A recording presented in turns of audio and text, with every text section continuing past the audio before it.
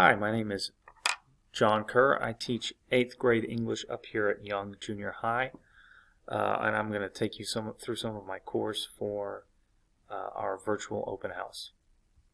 So I've got my course open in Canvas. This is my advanced course, but academic will look pretty much the same, at least the home page will. So this semester I'm going to go through some of my expectations for the semester. Just like last semester, quizzes are open for 24 hours. After they close, I typically do not reopen them for students unless there was some sort of an emergency and your student was absent for some reason. If they just didn't do the quiz, then they missed it and it'll stay a 0 in the gradebook. So make sure your students are checking Canvas every day to see what kind of grades they have. Normal graded stuff will still remain open for the 6 weeks. If I change that, I will send out an email and let you guys know. But for right now, the only thing that is closing in Canvas are quizzes, and they are open for the 24 hours that I assign them, and then they'll remain closed for the rest of the 6 weeks. Graded work in Canvas will have the word grade next to it in all caps. So I'll show you guys an example of that. So if you look down here, 127, TED Talk, what adults can learn from kids. If you look over here on the side, I've put grade in all caps. And I'm putting that out there to indicate that I'm putting that in the gradebook in student self-serve. So ignore Canvas gradebook and only look at student self-serve gradebook. There are some things that I put into Canvas as an assignment, so they go into the Canvas gradebook, but I won't put them into the actual student self-serve gradebook. So to differentiate between those two things, I'm putting the word grade out here next to anything that I plan on grading and putting in the gradebook. So if your student is behind and they're trying to catch up, these are the things that they want to prioritize. Anything that says grade, and then even on test grades, I can't find one right now, but I had a test grade a few weeks ago, and I put the words test grade next to it. So I plan on doing that as well. So if it says test grade, that's the highest priority, and then just grade will be something they want to look out for. If it doesn't say anything, then it's not going in the gradebook. Typically that's stuff like discussion boards or things that I'm having them do for practice. And any kind of quiz that's not a project-based quiz will also only be open for 24 hours, just like the normal quizzes. So I'm sorry, I think I said quiz, I meant test grades. So some test grades are project-based, those I'll keep open. If it is a multiple choice type test, then those will close just like the quizzes do. Late work, the cutoff is still the Tuesday before report cards. So whatever Tuesday that is, that will be the cutoff. The last Tuesday before report cards come out.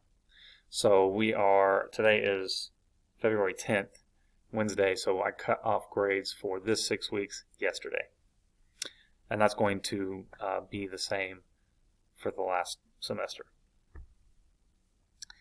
Late work submissions need to have a late work form for them. So there's a button on my homepage. It says late ungraded work submission form. And if you click on that, it will take you to this form right here. And students need to be filling this out for each late assignment that they turn in. And you can see here I put on each form, I changed this date based on what 6 weeks we're in, but I tell you guys what the date is for cutoff on the late work form. So they just have some basic questions to answer, their name, what period they're in, their email in case I need to ask them any questions about their assignment. Then I ask them to copy and paste the name of the assignment from student self-serve, where they turned it in, We don't do any paper anymore. And then the original due date and the date that they're turning it in. And then here they can tell me whether or not they didn't complete it on time, or, sometimes it's something that I didn't grade for whatever reason, I missed it, or something happened in Canvas. For those instances, they can click this one, and then they can explain to me what happened down here, and I will not take off their late work, or I won't take off points for late work. Then down here, I'm just telling them, give me a little bit of time to grade this stuff. Usually I only get to check these about once a week, sometimes less than that. So if your student turns in some late work and it sits there missing for a while, it just means I haven't gone back and gone through these forms yet. So typically I wait until I finish I catch up with my grading, then I go back and I look at the late work and I get that stuff graded. Also, the policy for late work grades are, if there's a rubric, if I actually give it a number grade, then for academic, I take off 1 point per day that it is late after the due date. And then for advanced, I take off 2 points. Usually that helps out students a little bit more than the normal 30 points off the top. It's an automatic 70. Now, for completion work, that's what I do. If it's a completion grade, and it'll say in Canvas whether or not it's graded, I'll usually have a rubric attached if I'm grading it with points. If I'm not, it'll say complete, incomplete. And if it's a completion grade, I just give them a 70 if it's 1 day late or if it's 40 days late.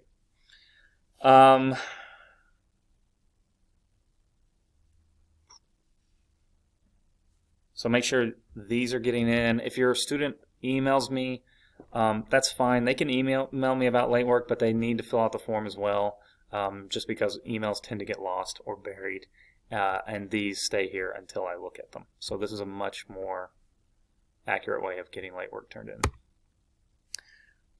Also, for Zooms, I'm not requiring that everybody get on my Zooms, but I do require that everybody at least watch the Zooms.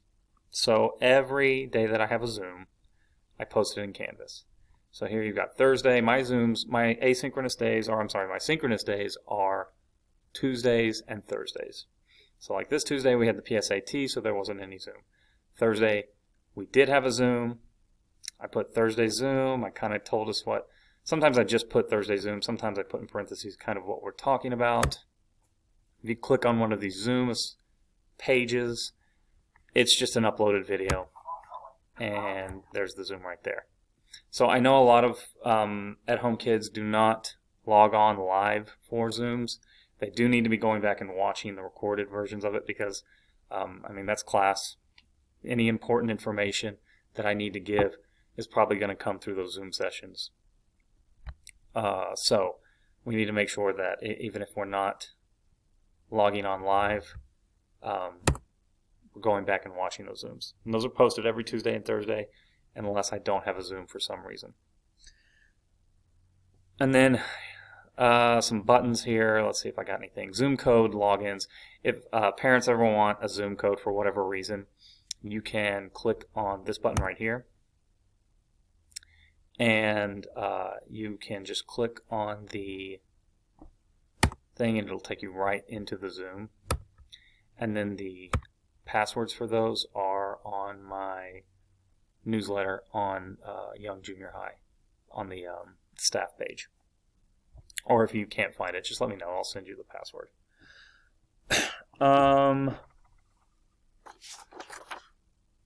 So any kind of important updates that I have are either going to come through Zoom or through Canvas announcements. So if you're not watching Zooms, make sure you're logging on to Canvas every day and checking what I have in the module. I typically break down the modules by week, and then within the weeks I will put what we're doing each day with a text header for each day. So if it's Friday, make sure you come down here, look at Friday, see what we're doing. We had a quiz that day. That would be something you want to know what's going on that day. And then my contact information is right here, and I'll send this out in an email later on. but it is jker@aisd.net. My phone extension is 73473, or you can just call up the school and ask for Mr. Kerr, and they'll put you through. And my conference period is 1:15 to 2:20. And on my conference, and that's fifth period, during my conference, I'm always willing to jump on Zoom if any parent needs me to, or if you have a student who is struggling with something.